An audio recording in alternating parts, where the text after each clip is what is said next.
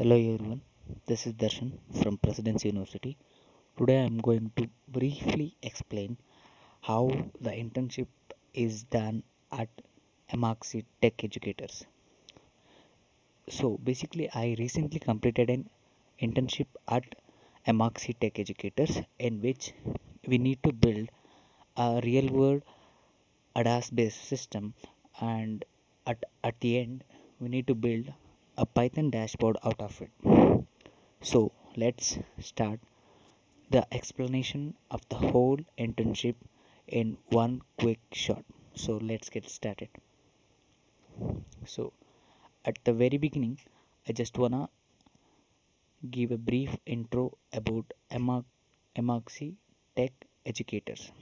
These people usually work on mentoring the students like us in terms of making an embedded system, software engineer, or many other oriented job. So in this internship we are going to work on real MCA firmware, simulative first workflow, and an applied domain focus like what we are assigned so far. We assigned an ADAS system which is current affair.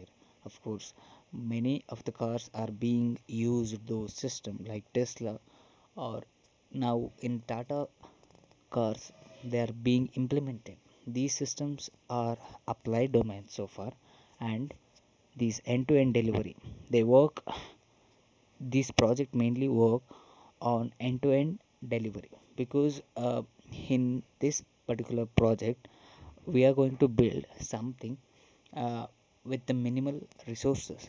So this is the objective of this internship. So throughout the internship period I have been done the routine work like what you can see here through from the foundation STM32 IDE, in which we are going to script some codes in C, and then we extract an binary file out of it, and we're gonna feed those binary file into PICSIM laboratory just to see the simulated data over software. Here we need not any sort of hardware here, which is a plus point and which everybody could access. And after that we are going to make every brick of the final project out of it. This is the whole thing. This is how Emertxe works inside. So at the very beginning we are being to learn STM32 IDE, which is very better than any other software that I have gone through, because I previously used Arduino IDE, which is okay, and we have many limitations. We need to download some other packages, other header files, but here we can make those header files here itself. Oh, it's okay. Like I need to show you how the actually it works. Basically, this is STM32 IDE. Yeah, it's loading. I need to launch it.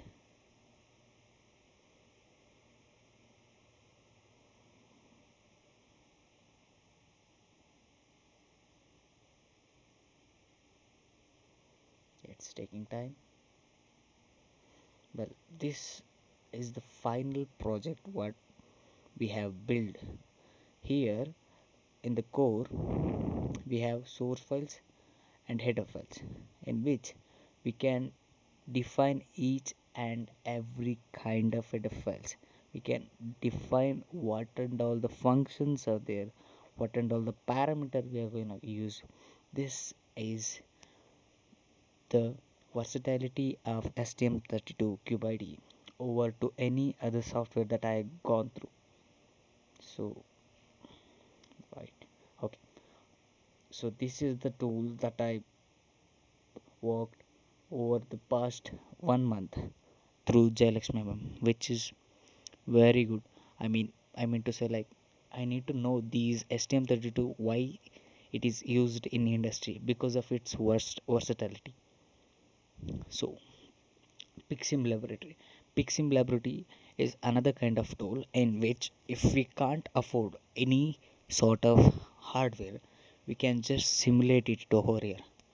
Previously, when we were in hackathons or any other stuff, if we gonna have some urgent or any other hardware, we just can't simulate it over any other tools. But after this internship, I'm going to use this PICSIM laboratory in any presentation. Like we can show how we gonna build in the hardware previously. So this in this project we are going to use STM32 blue pill, which is STM32F103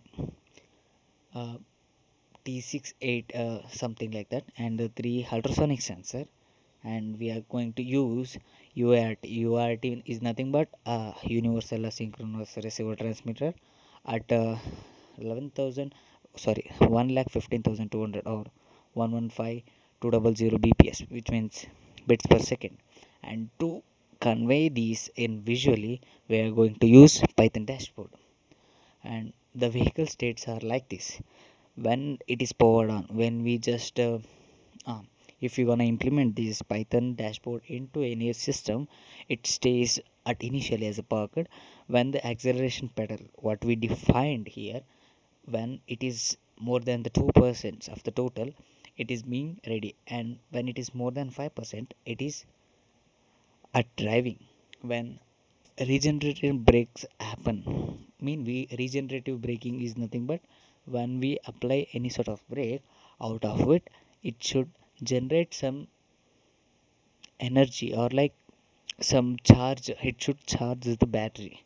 This is the stuff out of which any other uncertain thing happen na, then it will be detected as fault, over which we have some overheat. If the temperature goes beyond certain level, we are going to give a fault or a warning or any other advisory warnings, or low SOC, state of charge. If the charge is too low, then it's also a fault. And if in case the collision happens, some from we have implemented 3 ultrasonic sensor, in which if either of only if in 3 ultrasonic sensor, if any one of it being out of the critical or the threshold distance, if it crosses na, we can just throw it as a fault. And this is the whole stuff. If the forward collision warning is, if the warning if it is 50 centimeter near less than the 50 centimeter, then it would be forward collision. If it is just a warning, if it is less than 20 centimeter, then it will be a critical warning. So key debuggings are like the timers pre-skills, which is if we gonna make some, if we really want to send some data through UART, we need to be very cautious in the timers. And for 16-bit counter rapport, we have versatility from very low as 10 megahertz to very high. We can transmit the data at every given point. For this particular, we are going to using 100 and 1000 hertz, and sensor pin match. It is another quite issue if we just replace like usually we are using one sensor HCSR04, which is ultrasonic sensor. If we just replace that trigger and echo pin, it would be very difficult to have a very good sensor. So we need to make sure the sensor pin is correctly matched. And UART also, we need to collect the data as what we sent, like it is from the C and we are implementing to Python. So we need to be more cautious about this. And these are the things that are being displayed on the Python dashboard. And this is a live simulated photograph from my project. So these are the key takeaways that I'm done. And before the conclusion, I want to show you how actually I did it through this. So these are the here we actually started off this. It takes time. Sorry.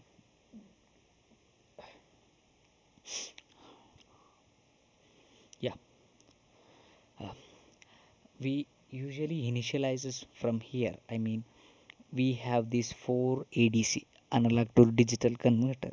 These fours are the pedals like acceleration pedal, brake pedal, SOC, state of charge pedal, and a temperature pedal, in which we can just vary and check for the output what it yielding. And here there are GPU output and input, like it is for trigger pin of ultrasonic sensor, and it is for echo pin to read the echo, to read mm, the signal that are being come.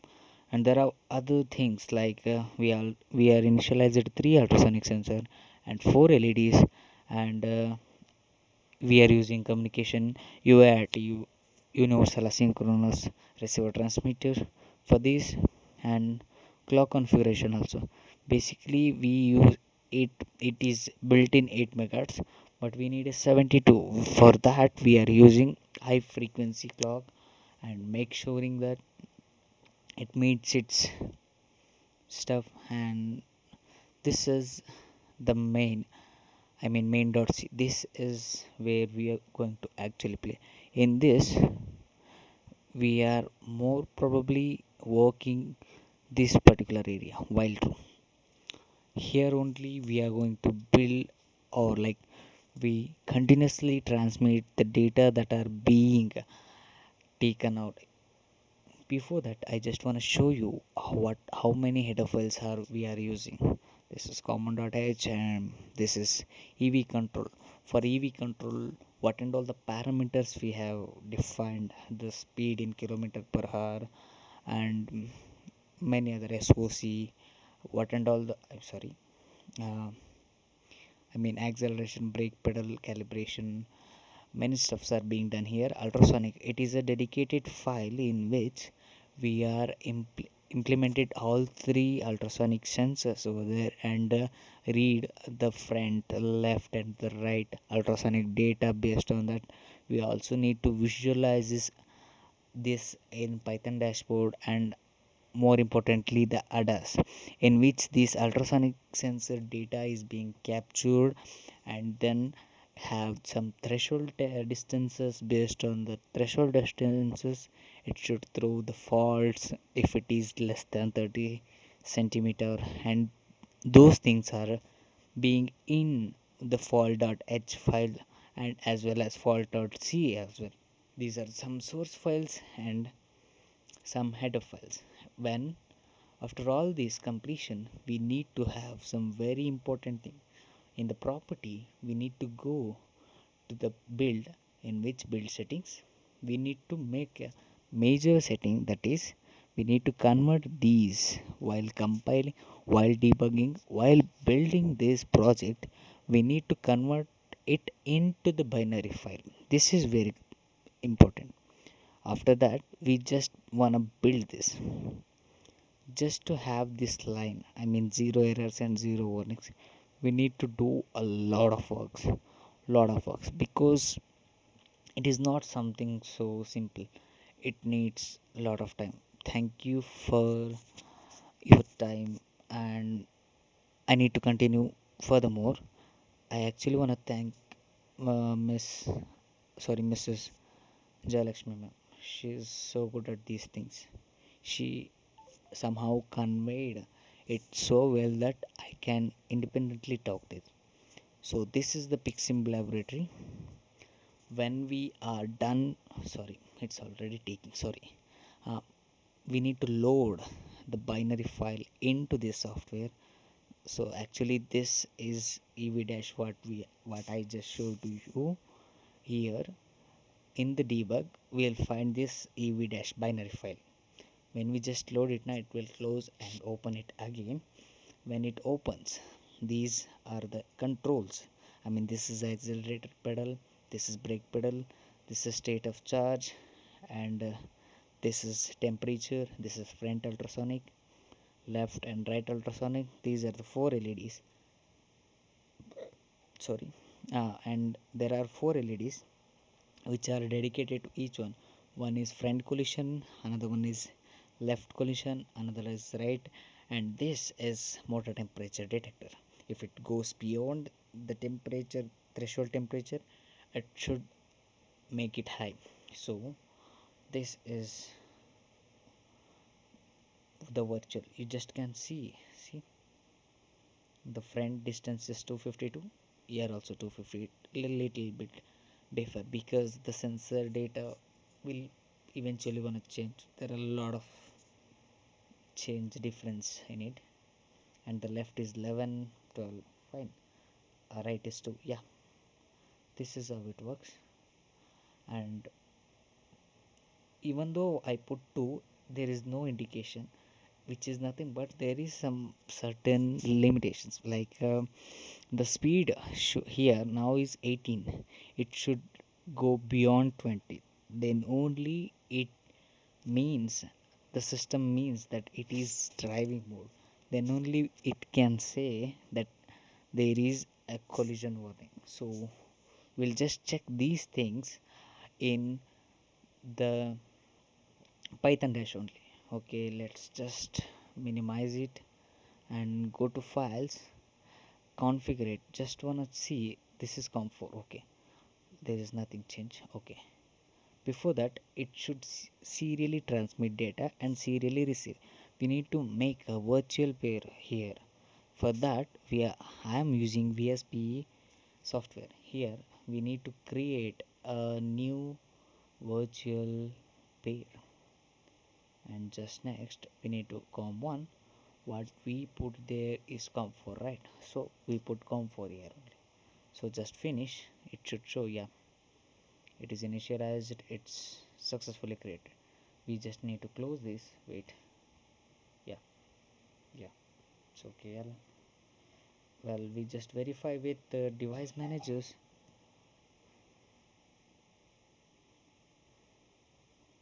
Here in the boards, yeah, as you can see, these are the two virtual serial ports are being over there. So in the PICSimLab we already put it as com4. We need to find the Python file. So I'll just see you where is the Python file. See, here is the Python file. This will, I'll just show you how it is. I mean, there are a lot of things that are being called. The serially received data are converted into particular data and being visualized. See, it is search. I mean, it will search for each and everything and saved in certain manner, and it will visualize those things in a particular manner. Let's see where it is in the C drive. So in the go to command prompt and change directory to C. Here we need type python space ev dashboard board, right, dot py, because it is a Python. Let's check a demo file first, because we have two options here, which is one is demo is actually works just like based on some data, like it's linearly increases if the distance is, if distance gonna decrease, the speed also decreases. See, if it is stays lesser C, it will drops like that. It doesn't have other works, like it's just a demo. When we gonna make instead of demo port, there we put some com4. Here we need to give com1. When we hit enter, it should take the readings. Yeah, it's not taking. Yeah, it's connected, but why it's not taking? We'll just see. Yeah, it is out of 330. I'll just make it close once again. Restart the PICSimLab so that it might come. Well, wait, some errors are there. I already loaded a binary file. The configuration is COM4 only. Yeah, I'm just saving that too. 8 MHz is default, nothing much. Module spare parts, yeah, it's initialized. Yeah, it's taking readings, but the reading is not varying. That's the problem here. Just reset it. Yeah, it's not working well here. Wait, yeah, it's increasing, right? The speed is increasing. See, yeah, it's working well. So in this particular time only we gonna hit the up arrow. Well, yeah, it's just connected. Why it's not working? It's working finally. Here, yeah,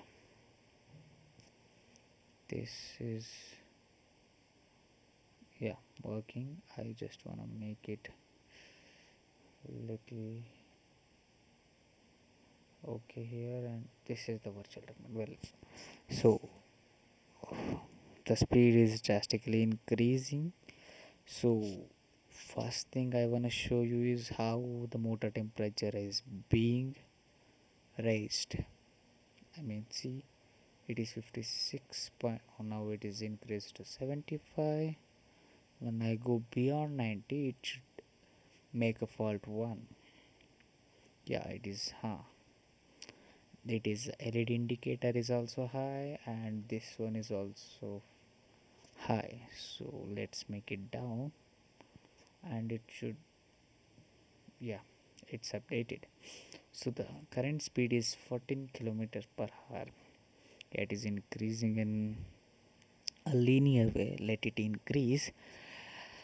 In that meantime, I am going to show how. See, 252 in the bird eye view, 252 here, and 258 little sensor error, nothing but. And others, is that coming? No, I need to decrease some. 86, yeah, it's come. This is 1 or 2, is that, yeah, 100. It's coming.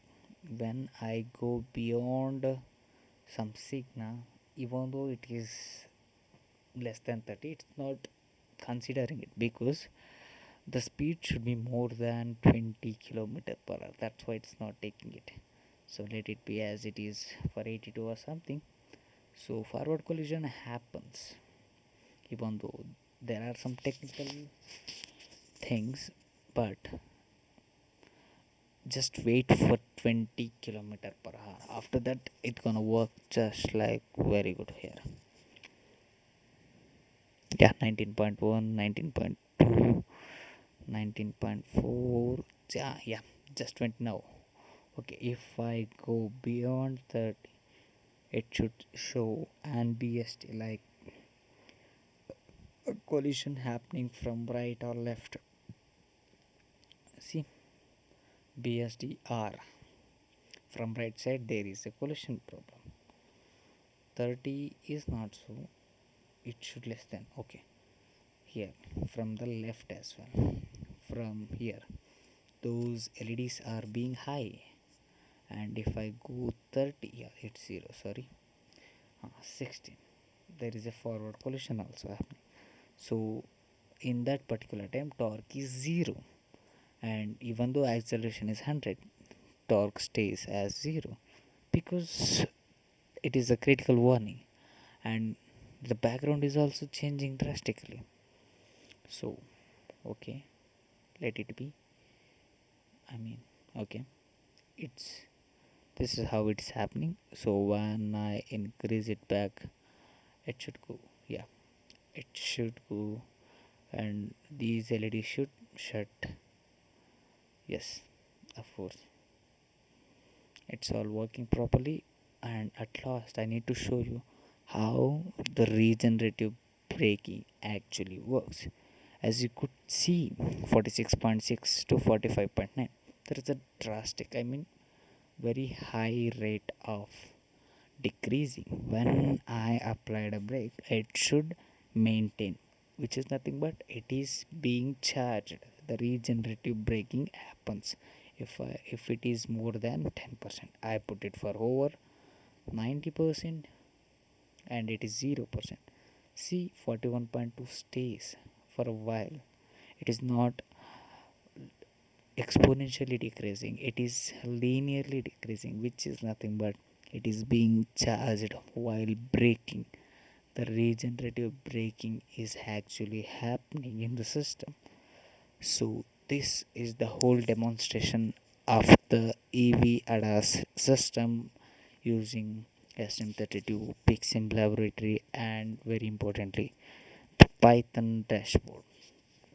Thank you for your time. Have a nice time. Bye.